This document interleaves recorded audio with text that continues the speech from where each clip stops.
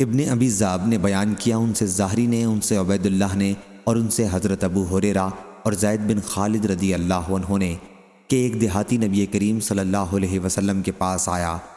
حضرت صلی اللہ علیہ وسلم بیٹھے ہوئے تھے۔ انہوں نے عرض کیا، یا رسول اللہ صلی اللہ علیہ وسلم، ہمارے درمیان کتاب اللہ کے مطابق فیصلہ کر دیں۔ اس پر دوسرے نے کھڑے ہو کر کہا کہ انہوں نے صحیح کہا یا رسول اللہ صلی اللہ علیہ وسلم، ان کا کتاب اللہ کے مطابق فیصلہ کریں۔ میرا لڑکا ان کے یہاں مزدور تھا اور پھر اس نے ان کی بیوی کے ساتھ زنا کر لیا۔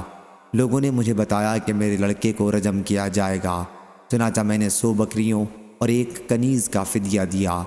پھر میں نے اہل علم سے پوچھا تو ان کا خیال ہے کہ میرے لڑکے پر 100 کوڑے اور 1 سال کی جلا وطنی لازمی ہے۔